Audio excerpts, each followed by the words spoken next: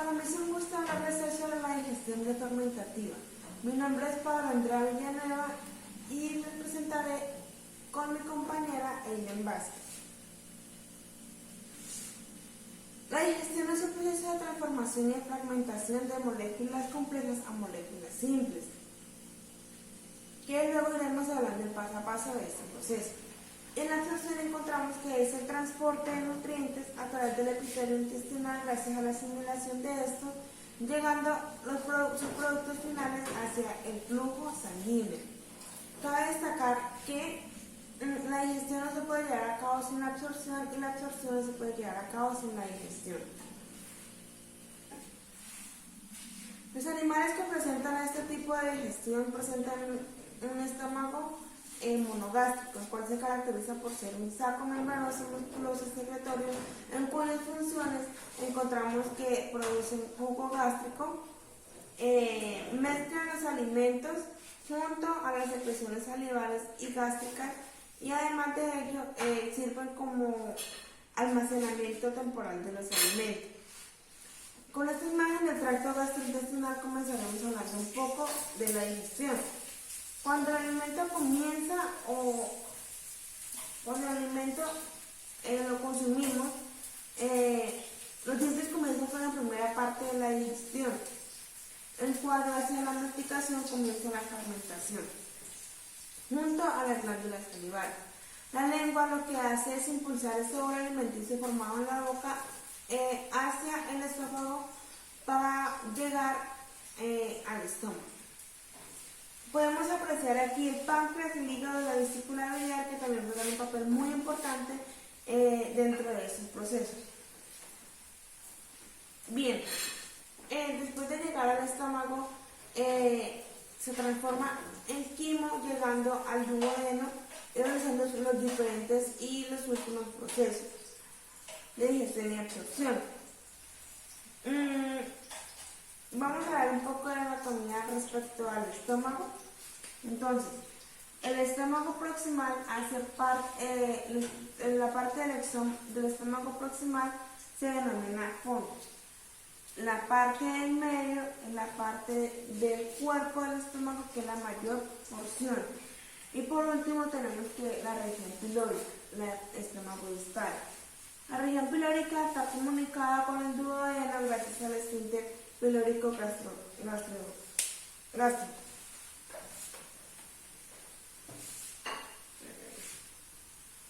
Bien, esta imagen puede representar un poco lo que hemos venido hablando del proceso del paso del bolo alimenticio por el esófago hacia el estómago, gracias a los movimientos peristálticos de la túnica muscular del esófago que permiten la llegada de este hacia el estómago. Es muy importante hablar del páncreas exocrino en este proceso. Comenzaremos con un poco de su anatomía, en el cual encontramos el conducto pancreático principal o el conducto de Wilson, en el cual se encarga de que los productos secretados de los enzimas pancreáticos pasen por este conducto llegando finalmente al duodeno. Encontramos también el conducto biliar común, que cuando se comunican estos dos conductos forma la ampolla del váter y ellos finalmente a través de los esfínteres de Oddi son depositados sus productos en el duodeno. El páncreas lo encontramos en la parte de la cola, se divide en cuerpo y en la cabeza del páncreas.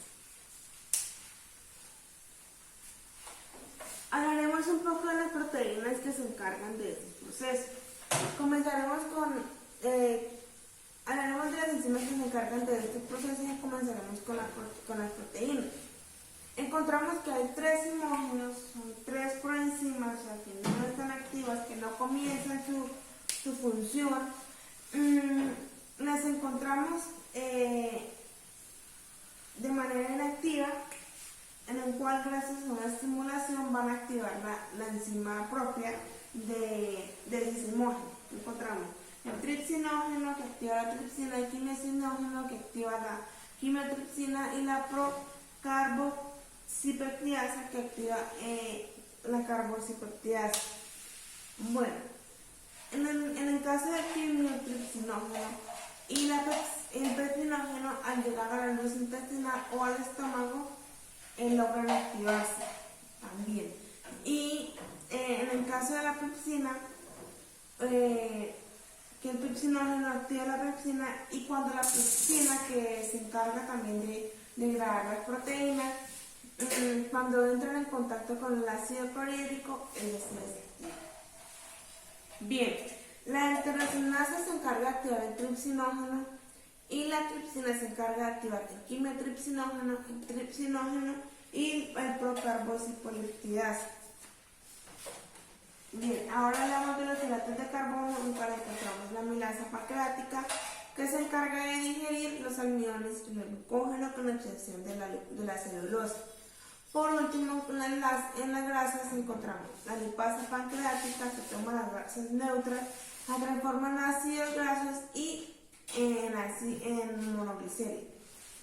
Y en el colesterol, esterasa se encarga de degradar los esteres de colesterol. Por último, la fosfolipasa, ella se encarga de separar los ácidos grasos de los fosfolípidos. Apreciamos también que el inhibidor de tripsina evita la digestión por parte del páncreas. El bicarbonato y el agua, que son secretados por las células actinales del páncreas.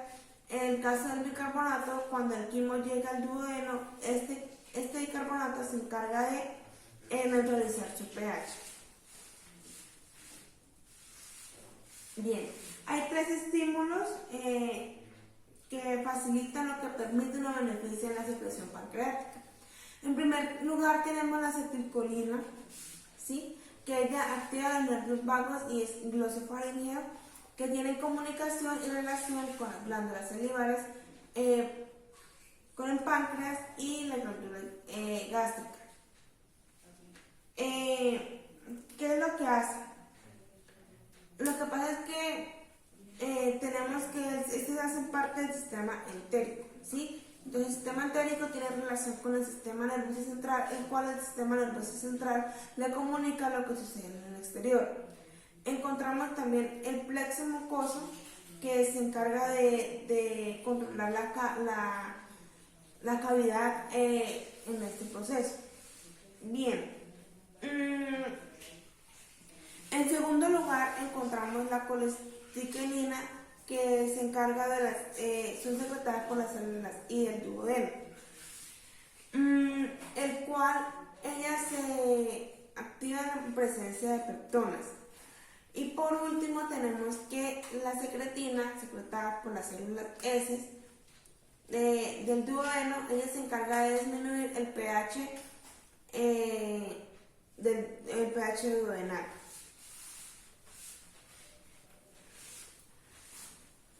Bien, hablaremos un poco de la anatomía y de la histología de las vellosidades del intestino. Entonces encontramos, en primer lugar, tenemos los pliegues circulares o los pliegues de Kerpin, que ellos junto a las vellosidades se encargan de ampliar o aumentar la superficie intestinal, con el fin de facilitar este proceso. Están recubiertas las vellosidades por borde en cepillo. Entonces, esta es una vellosidad, ¿sí? Todo lo que observamos aquí en este borde son los enterocitos, que son las células epiteliales. Esto es un enterocito, todos estos son enterocitos.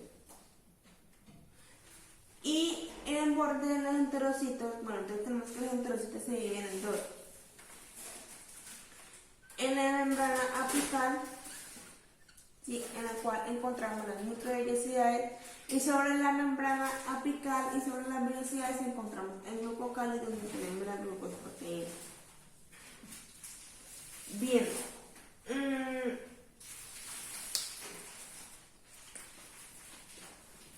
Y por último tenemos las frutas del Liverpool, que ellas las encontramos debajo de cada enterocito.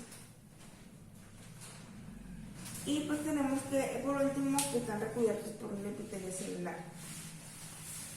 Un poco de la histología, entonces aquí podemos apreciar las pellosidades. Aquí tenemos los criptos de Liverpool. Y estas cositas amarillas, estas cositas rosadas que se aprecian aquí, son las células calciformes encargadas de secretar moco. Y aquí podemos ver los enterocitos de manera histológica. Comenzaremos hablando con la digestión. Bueno, ¿qué es lo que permite o facilita la digestión? La digestión facilita y permite el flujo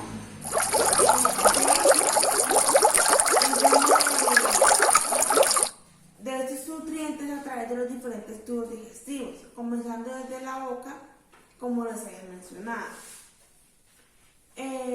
Bueno, les hablaré sobre la hidrólisis, los hidratos de carbono y la proteína. Este proceso de digestión fermentativa se divide en fase luminal y fase membranosa.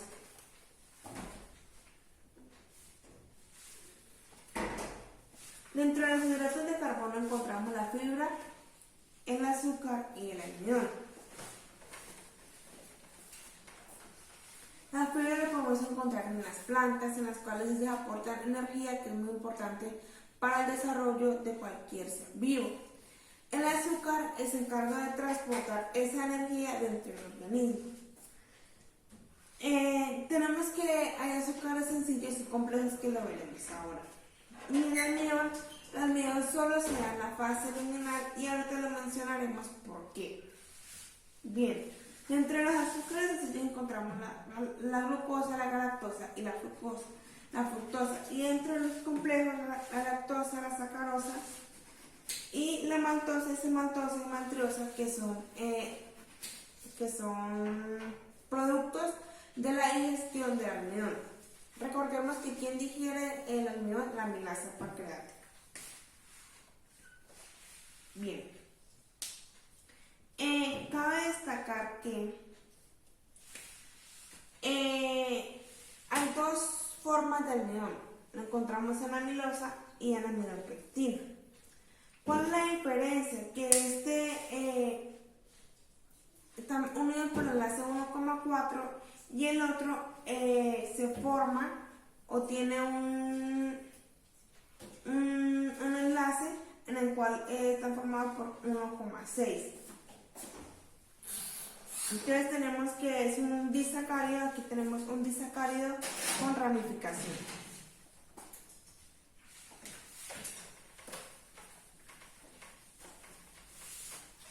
Entonces, dentro de los hidratos de carbono, los residuos o los productos finales son disacáridos, trisacáridos y oligosacáridos. Es decir, que no terminan su transformación queda, o su hidrólisis es como que no está terminada su hidrólisis. Es necesario que esto quede en moléculas simples para poder realizar su absorción. Bueno, en la hidrólisis de proteínas encontramos que estas se dan también la encontramos dentro del estómago, como lo habíamos mencionado anteriormente. Entonces tenemos que la enterocinasa activa el tripsinógeno activando la tripsina.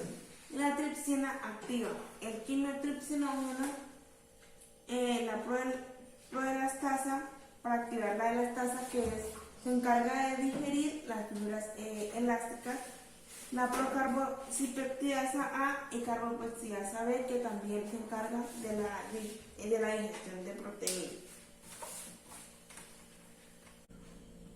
Dentro de la capa membranosa encontramos un microambiente de agua inmóvil, de moco y de glucocáliz. Como ya hemos mencionado, el moco es secretado por las células calciformes y el glucocáliz es rico en glucoproteínas. Dentro de la absorción de los hidratos de carbono, recordemos que dentro de la fase luminal se nos han quedado trisacáridos y oligosacáridos. En la absorción, cada uno de estos azúcares tiene una enzima y esa enzima la podemos encontrar dentro de la membrana apical. Recordemos que esta es la membrana apical, ¿sí? Y acá encontramos las vellosidades. Aquí en esta membrana apical encontramos también las enzimas respectivas al azúcar. Entonces aquí tenemos la lactasa, que es la enzima de la lactosa, ¿sí? Y la lactosa está formada por una molécula de glucosa y una molécula de galactosa. De igual manera la maltasa tiene su enzima, que es la maltosa tiene su enzima, que es maltasa, es la enzima del azúcar de la maltosa, que está compuesta por 3 moléculas de glucosa. Bien.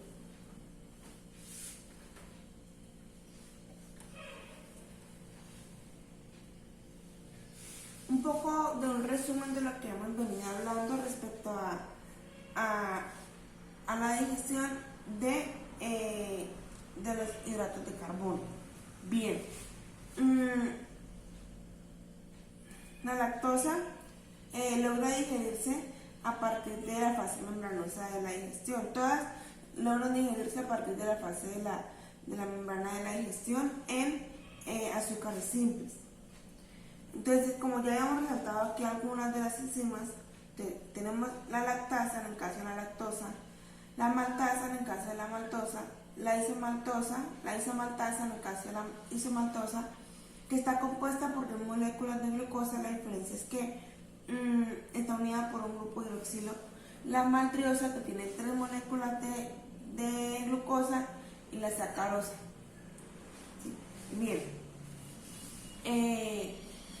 Listo, entonces ya los productos absorbidos, como veníamos diciendo, absorben moléculas simples, los azúcares simples, la glucosa, la galactosa y la fructosa.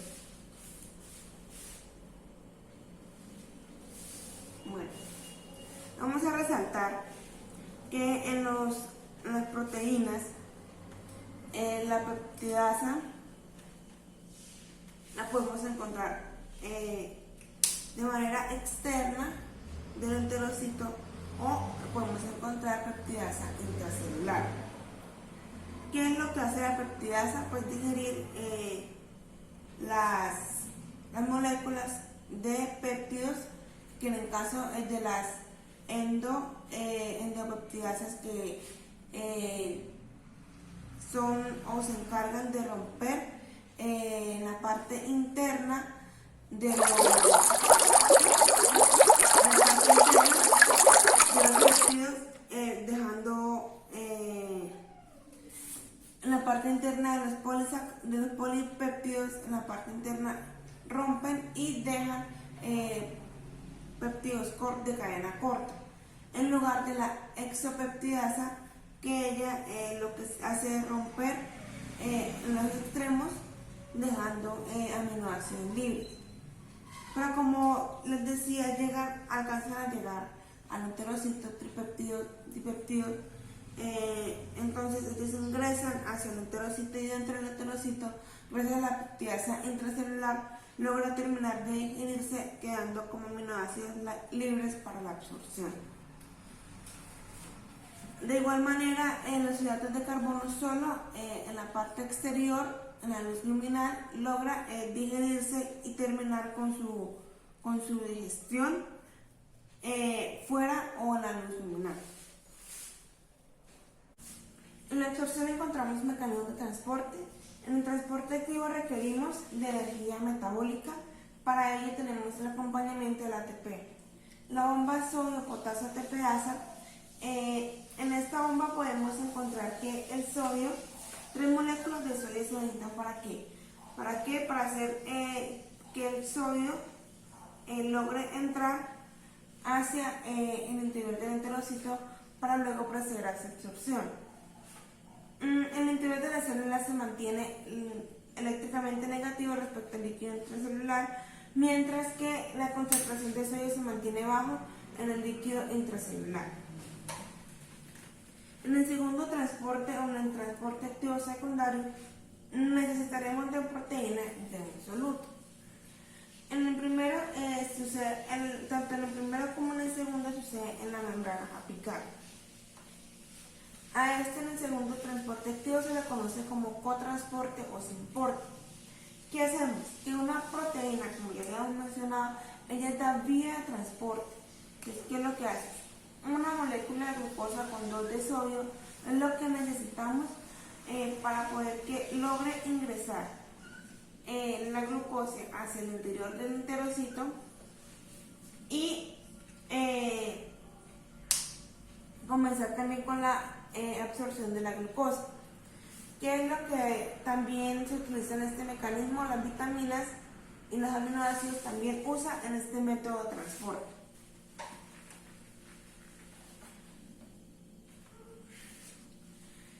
El transporte activo secundario integrado se conoce como intercambiador o cotransporte. ¿Por qué? Porque necesitamos una molécula de sodio que sale a la luz intestinal para poder ingresar una molécula de hidrógeno. A veces se le conoce como cotransporte o intercambiador. Podemos encontrar la enzima anhidrasa carbónica, el cual favorece con la presencia de hidrógeno y la presencia de bicarbonato. Pueden llegar a degradarse el bicarbonato por una molécula de oxígeno y una molécula de agua. Y tenemos el transporte pasivo, que ahorita lo veremos un poco más adelante, en qué solutos, qué electrolitos van a utilizarlo para su absorción.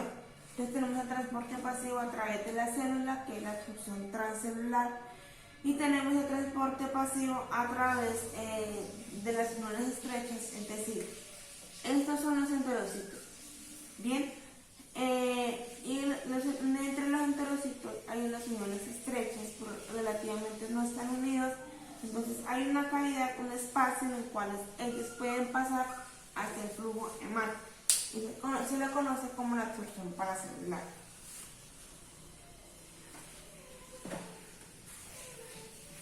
Con las proteínas, con los aminoácidos libres, que requerimos de 3 membranas de transporte para estos casos. ¿Por qué? Porque necesitamos una para neutros, otros para aminoácidos básicos y aminoácidos ácidos. Entonces vamos a lo mismo. Entonces, como les decía, los aminoácidos se utilizan en el primer transporte. Entonces necesitamos el segundo transporte, perdón, uno de aminoácido y dos de sodio. Entonces acá también uno de aminoácido, 2 de sodio, un aminoácido y 2 de sodio. Y como ya les habíamos hablado, pues encontramos la actividad tanto interior como anteriormente del enterocito.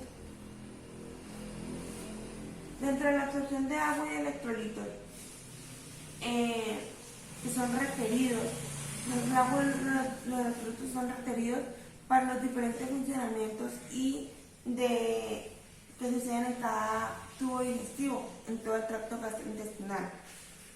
Entonces necesitamos como tener ese equilibrio ácido básico y recuperar lo que hemos invertido de alguna u otra manera.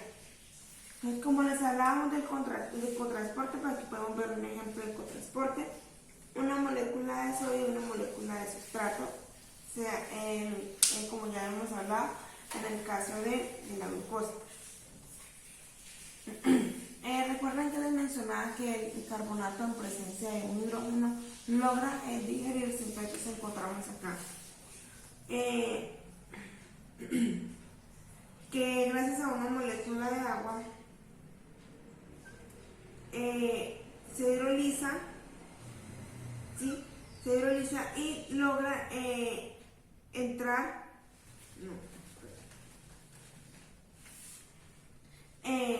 bueno, gracias a una presencia de cloro, entonces entra el cloro, entra el sodio, pero a su vez sale uno de hidrógeno y uno de bicarbonato, ¿sí?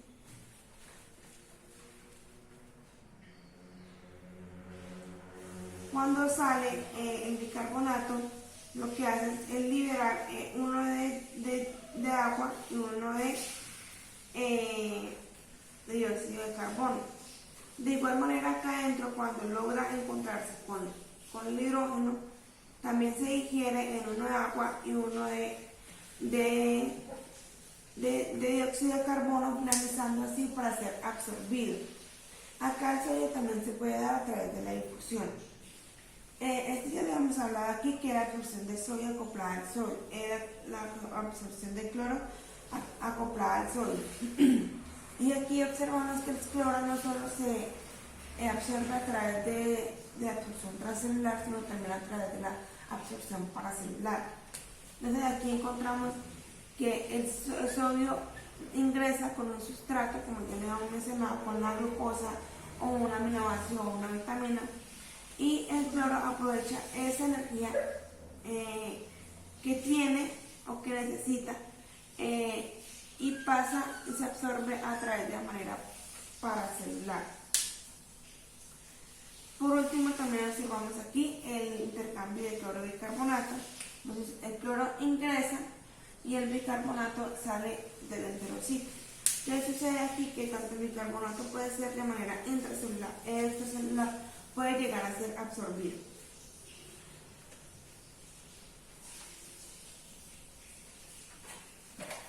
En resumidas cuentas, lo que hemos venido hablando del poco del bicarbonato, dentro de la absorción de la neutralización del ácido clorhídrico en el estómago, el bicarbonato, una parte del bicarbonato logra digerirse, la otra parte que llega al intestino también logra digerirse, como ya lo habíamos mencionado. Bicarbonato sódico y la presencia de ácido clorhídrico en el intestino, lo que hace es, como les mencionaba, libera una molécula de hidrógeno, una molécula de dióxido de carbono. También se puede absorber a través de bicarbonato sódico cuando los aniones de bicarbonato y los cationes de sodio logran equilibrarse. Esto lo podemos encontrar en procesos y el bicarbonato dentro del hilo y el polo. Por último, tenemos que el potasio y el agua se absorben a través de la difusión pasiva. Lo que observamos aquí. Bueno, compañeros, ahora hablaremos de lo que es la secreción intestinal de agua y electrolitos. Se debe tener en cuenta pues que esta se puede dar de varias maneras. Entonces, pues la primera es por medio de canales de sodio, en donde estos se activan y pues ingresan iones de sodio.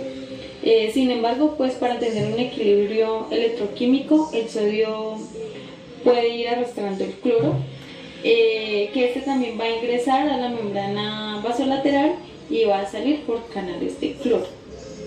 La segunda forma pues es que existe un contratransporte de sodio y un protón de hidrógeno. Entonces pues este va a salir y lo que va a hacer es que el ion de sodio va a poder ingresar. Y la tercera forma es que por medio de un cotransporte entre el sodio y también la glucosa o aminoácido, pero esto tomando en cuenta que el sodio se debe encontrar de manera mayoritaria. Este tiene que estar pues extracelularmente y esto va a pasar por todo el enterocito hasta los vasos sanguíneos. Bueno, esto va a provocar pues que salga 13 iones de sodio y pues ingresen al enterocito 2 de potasio. Bueno, a continuación hablaremos ya de lo que es la absorción de agua, H2O. Bueno, pues para que esta pueda ingresar se puede hacer por dos maneras. Existen dos vías, que es la vía transcelular y la vía paracelular. Entonces la vía transversal tiene pues un 10% directamente hacia la célula y la vía paracelular un 90%. Bueno, esta pues se ingresa por medio de uniones llamadas las famosas uniones GAP, que bueno, estas unen a los enterocitos. Después el agua ingresa por proceso de ósmosis por una mayor concentración de cloro, de sodio y menor concentración de agua. esto se va a hacer, esto lo que va a hacer es que el agua vaya de mayor concentración extracelularmente hacia el enterocito y pues ingresa por una de estas dos vías. Ya en la absorción de potasio y bicarbonato, bueno, pues esta absorción de potasio se absorbe a nivel del intestino grueso para la formación de las heces fecales, ¿no? Bueno, esto se absorbe por vía paracelular entre las uniones GAP, que son uniones que como que unen a las células. Bueno, ya en la absorción del bicarbonato se unen los protones que quedaron a nivel de la luz intestinal. Bueno, y pues ya estas van a unirse al bicarbonato que llega junto con la bilis. Entonces, pues llegan estos dos juntos y estos forman lo que es un ácido carbónico. Y pues estos se dividen en dos, que son pues el CO2 y en agua. El agua en un 90% este pasa a vía paracelular, pasa a ser absorbida, y lo que sucede con el CO2 es que pues como él pues es un liposoluble, entonces pues ingresa directamente al enterocito y puede pasar por la membrana basal hacia lo que es el vaso sanguíneo. Pues este también puede unirse a una molécula de agua, pues gracias a la anhidrasa carbónica, y pues este puede formar un ácido carbónico. Bueno, este ácido carbónico se disocia en hidrógeno y en bicarbonato. El bicarbonato puede salir hacia vía sanguínea. Bueno, se dice que esto sucede por un intercambio por el cloro.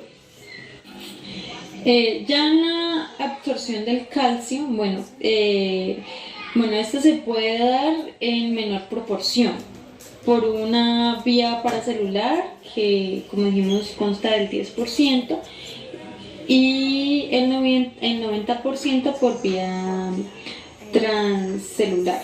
Entonces pues estos canales se abren gracias a la calvindina, y este se abre gracias a la presencia de una vitamina D que ya está activada con la calvindina, lo cual hace pues posible lo que es la absorción del calcio.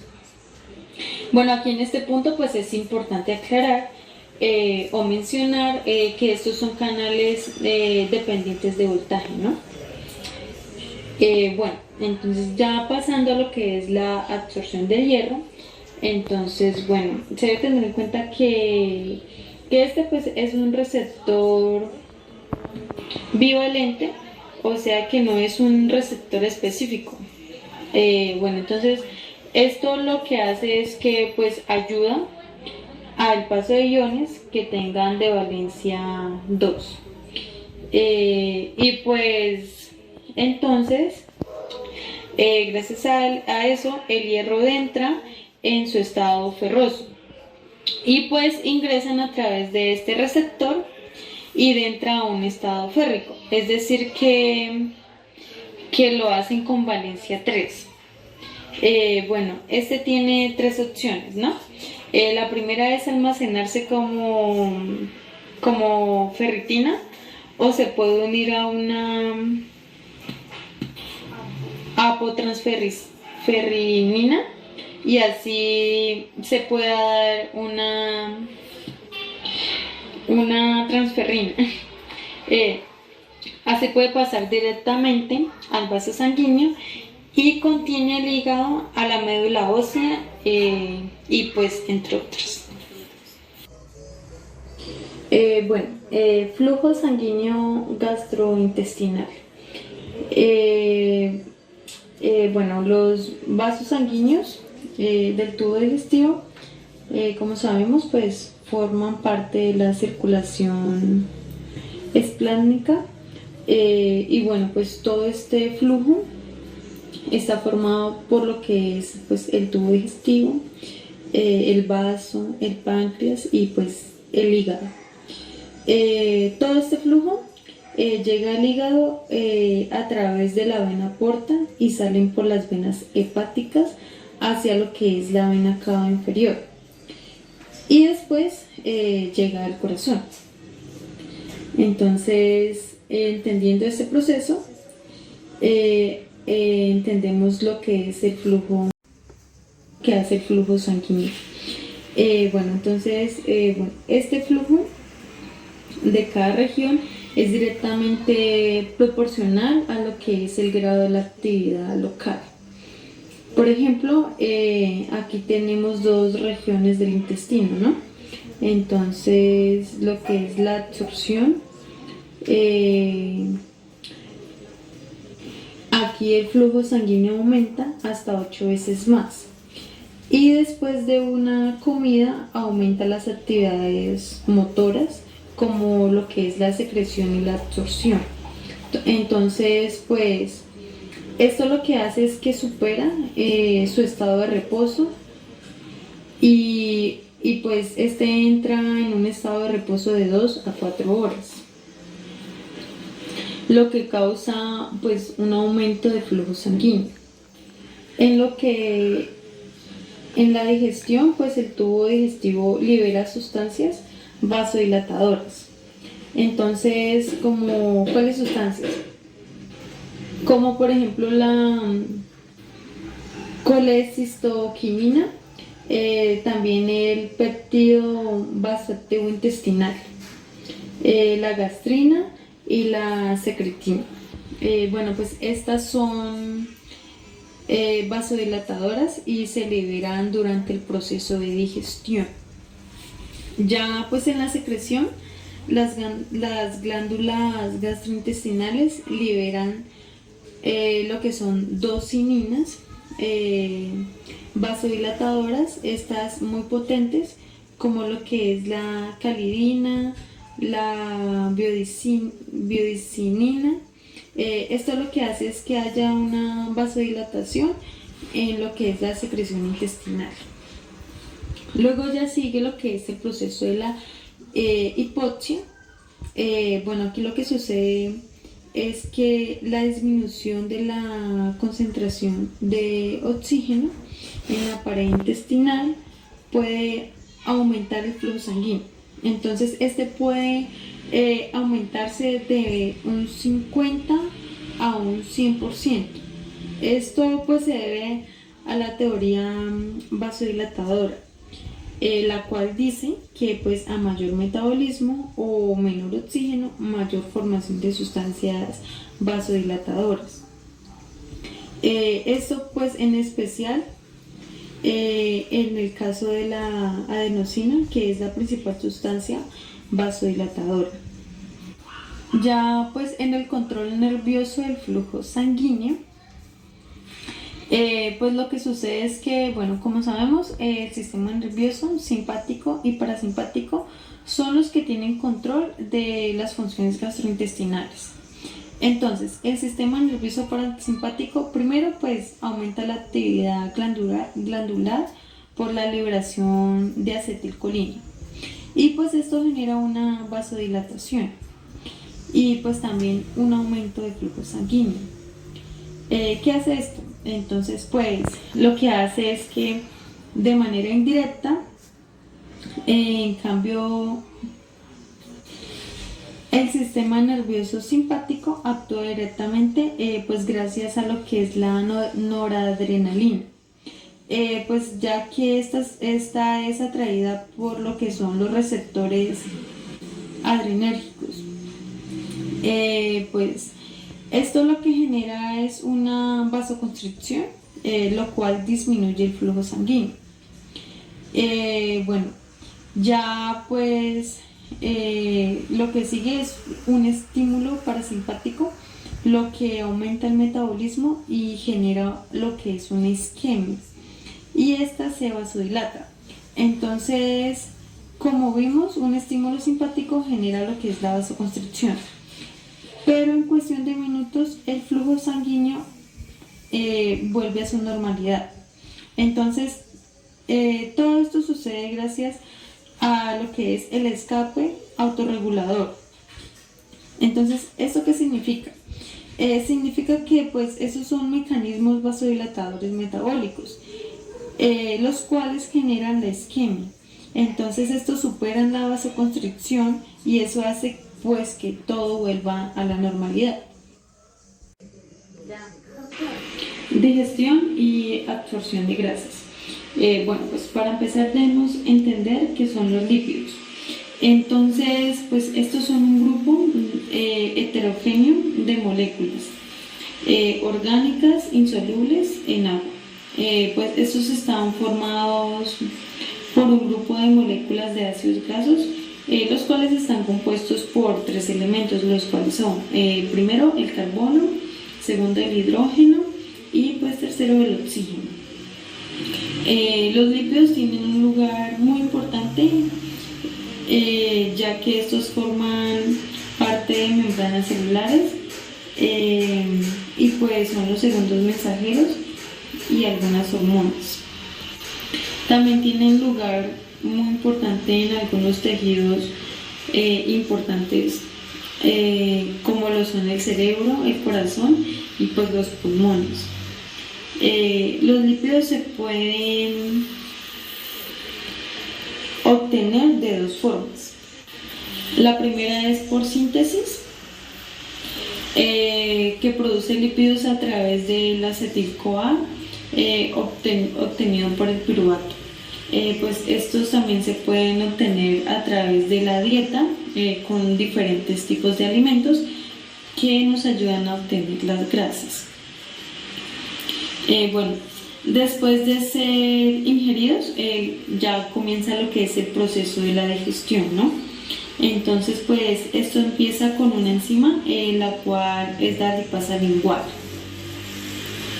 Esta enzima lo que produce pues se produce en la parte posterior de la lengua. Esta enzima es la que comienza el proceso de digestión y se transporta junto con el bolo alimenticio hacia el estómago. Ahí se encuentra con otra enzima la cual continúa el proceso. Esta enzima pues es la lipasa gástrica. Pues esta lipasa requiere de un pH ácido para poder funcionar. Entonces pues aquí ya llega lo que es la principal molécula de degradación, que son los triglicéridos pequeños. Estos se componen de cadenas cortas de ácidos grasos, aproximadamente por 12 carbonos. Aquí los podemos ver. Bueno, ya el segundo paso es el proceso de emulsificación de ácidos grasos. Este se lleva a cabo en lo que es el duodeno, esto por medio de 2 mecanismos. Bueno, pues en primer lugar es la digestión mecánica a través de lo que es el peristaltismo intestinal, y en segundo lugar se lleva a cabo pues lo que es la liberación de ácidos biliares, por ejemplo el ácido cólico.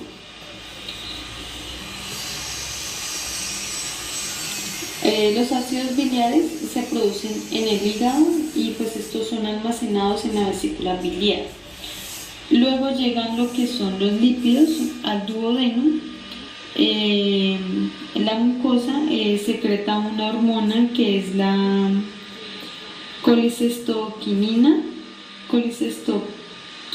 ¿sí? Bueno, esta estimula a la vesícula biliar para contraerse y liberar ácidos biliares. Bueno, esto para iniciar el proceso de emulsificación, y este inicia con la formación de micelas, las cuales son hidrosolubles. Aquí podemos observar más o menos cómo se ve lo que es una micela. Luego de esto, lo que sucede, eso sucede con el propósito de aumentar la superficie lipídica, en donde actúan las enzimas digestivas. Estas enzimas pueden ser triglicéridos, ésteres de colesterol y fosfolípidos. Bueno, ya llegamos a lo que es el duodeno. Este también secreta otra hormona en respuesta a la acidez. Esta hormona es conocida como la secretina. Entonces, la secretina es la que activa principalmente en el páncreas y lo estimula para llevar a cabo dos acciones principales. La primera es la secreción del bicarbonato hacia el duodeno. Acciones principales.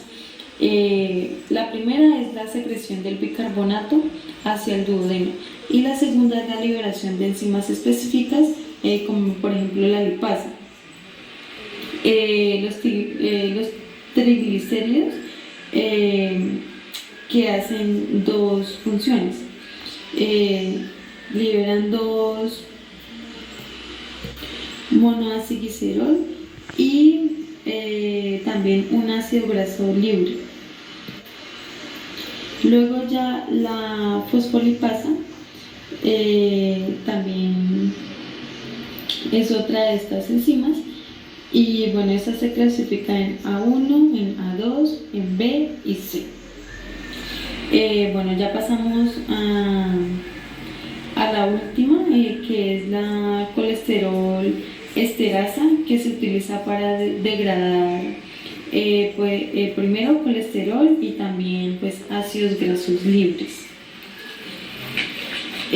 Bueno, los resultados de la degradación enzimática son moléculas de dos monoacilglicerol, colesterol y ácidos grasos libres. Bueno, pues estos son producidos, estos son productos, son transportados en micelas hidrosolubles y son absorbidos por microvellosidades intestinales. Esto pues principalmente a nivel de lo que es el yeyuno.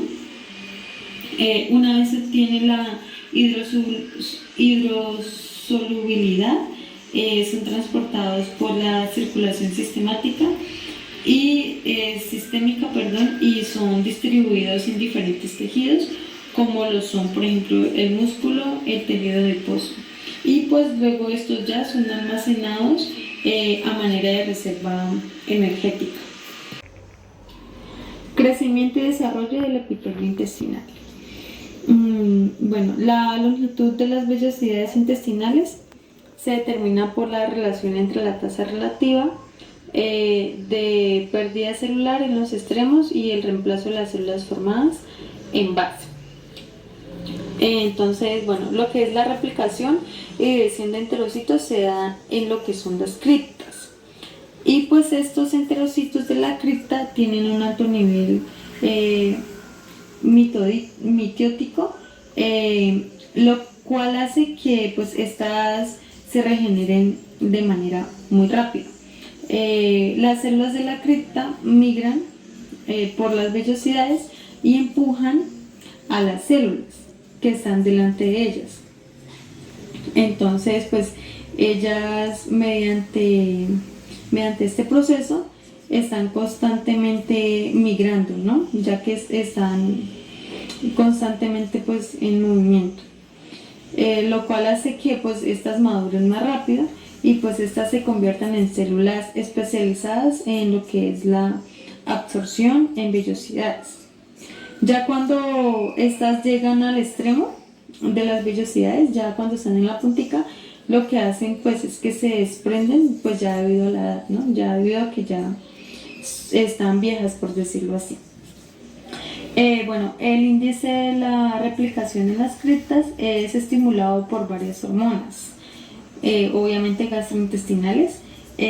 Bueno, entonces cuando se aumenta el apetito y lo que es la ingestión del alimento, lo que se produce es un aumento en la secreción de hormonas y esto provoca una mayor proliferación de las células de la cripta. Entonces el apetito y la ingestión de alimentos pueden provocar una mayor necesidad de energía, como la lactancia y el ejercicio. Entonces, entre mayor sea la longitud de vellosidad, mayor es la capacidad de digestión y absorción. La digestión del neonato. Bueno, tenemos que tener en cuenta que durante las primeras horas de vida, pues las proteínas no se digieren, sino que se absorben intactas, ¿no? Bueno, en general, pues las principales funciones de la digestión, pues es la fragmentación de las proteínas por hidrólisis. Y pues en la mayoría de las circunstancias, este proceso pues resulta beneficioso para el animal. No solamente visto desde el punto de vista nutricional o digestivo, sino que también pues desde el punto de vista toxicológico y pues alérgico, pues porque estas proteínas son potencialmente tóxicas y pues también alérgicas, y pues estas se rompen antes de ser absorbidas. Bueno, pues cuando los animales nacen, su tracto digestivo es diferente al del adulto, ¿no? Entonces, pues las proteínas forman anticuerpos que se absorben intactas y no se digieren, como lo dijimos. Entonces, bueno, hay tres alteraciones principales. La primera es la secreción ácida del estómago, que se retrasa durante varios días después del nacimiento. La segunda es un retraso similar que se produce en el desarrollo de las funciones pancreáticas, y por lo tanto se evita la digestión de las proteínas por medio de los ácidos y la tripsina. Y la tercera es que únicamente los recién nacidos presentan un epitelio intestinal especializado capaz de englobar a las proteínas solubles que se encuentran en la luz intestinal y de liberarlas en los espacios laterales. Bueno, pues un dato importante es que la pérdida de la función de la absorción proteica en los neonatos pues se conoce como un cierre intestinal. Y pues en la madurez la principal enzima desacaridasa intestinal pasa a ser la maltasa en sustitución de la maltasa de la fase neonatal. Fisiopatología de la diarrea. Bueno, pues para empezar tenemos que saber tener un concepto de lo que es la diarrea, ¿no? Entonces la diarrea se define como un aumento en la frecuencia de la defecación o el volumen de las heces. Bueno, pues el volumen de las heces aumenta principalmente por mayor contenido de agua. La cantidad de agua que existe en las heces es la suma algebraica de la aportación de agua gastrointestinal y también de su absorción. Pues en la mayoría de los casos la cantidad de agua secretada al intestino es superior a la cantidad ingerida. Entonces, pues por lo general la cantidad absorbida es pues ligeramente inferior a lo que es la suma de las cantidades de agua secretada y pues ingerida. Entonces esto lo que deja es una cantidad pequeña para su paso a las heces. Bueno, ya luego la diarrea se produce por un desequilibrio entre lo que es la secreción y la absorción, ya que pues la cantidad de agua que hay en las heces es el resultado de la digestión del neonato. Bueno, tenemos que tener en cuenta que durante las primeras horas de vida, pues las proteínas no se digieren, sino que se absorben intactas, ¿no? Bueno, en general, pues las principales funciones de la digestión, pues es la fragmentación de las proteínas por hidrólisis. Y pues en la mayoría de las circunstancias, este proceso pues resulta beneficioso para el animal. No solamente visto desde el punto de vista nutricional o digestivo, sino que también pues desde el punto de vista toxicológico y pues alérgico, pues porque estas proteínas son potencialmente tóxicas y pues también alérgicas, y pues estas se rompen antes de ser absorbidas. Bueno, pues cuando los animales nacen, su tracto digestivo es diferente al del adulto, ¿no? Entonces, pues las proteínas forman anticuerpos que se absorben intactas y no se digieren, como lo dijimos. Entonces, bueno, hay 3 alteraciones principales. La primera es la secreción ácida del estómago, que se retrasa durante varios días después del nacimiento. La segunda es un retraso similar que se produce en el desarrollo de las funciones pancreáticas y por lo tanto se evita la digestión de las proteínas por medio de los ácidos y la tripsina. Y la tercera es que únicamente los recién nacidos presentan un epitelio intestinal especializado capaz de englobar a las proteínas solubles que se encuentran en la luz intestinal y de liberarlas en los espacios laterales. Bueno, pues un dato importante es que la pérdida de la función de la absorción proteica en los neonatos pues se conoce como un cierre intestinal.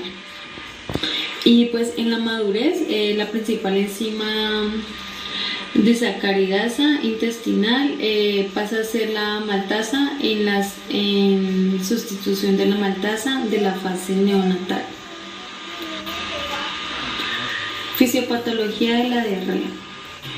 Bueno, pues para empezar tenemos que saber tener un concepto de lo que es la diarrea, ¿no?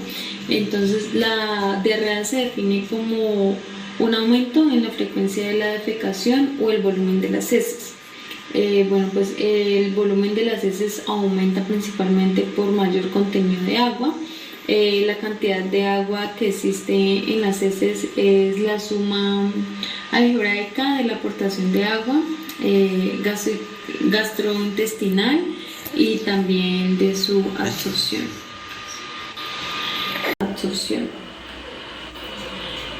Pues en la mayoría de los casos la cantidad de agua secretada al intestino es superior a la cantidad ingerida, entonces pues por lo general la cantidad absorbida es pues ligeramente inferior a lo que es la suma de las cantidades de agua secretada y pues ingerida. Entonces esto lo que deja es una cantidad pequeña para su paso a las heces. Bueno, ya luego la diarrea se produce por un desequilibrio entre lo que es la secreción y la absorción, ya que pues la cantidad de agua que hay en las heces es el resultado del equilibrio en lo que es la secreción y la absorción de agua. Pues por esta razón la diarrea por mala absorción pues se produce cuando la absorción es insuficiente para recuperar parte del agua secretada.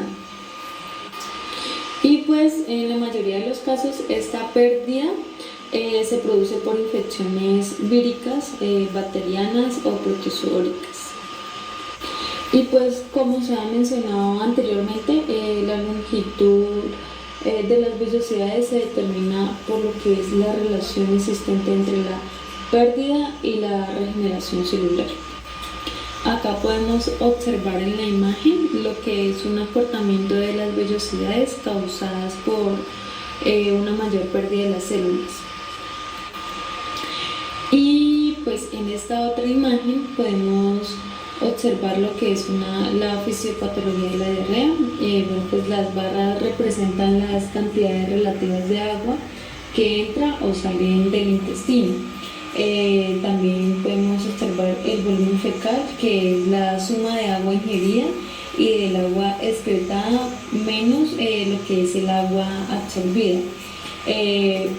Por lo tanto, pues el volumen fecal depende no solo de la cantidad de agua que entra en el intestino, sino también del equilibrio entre el agua absorbida y la excretada.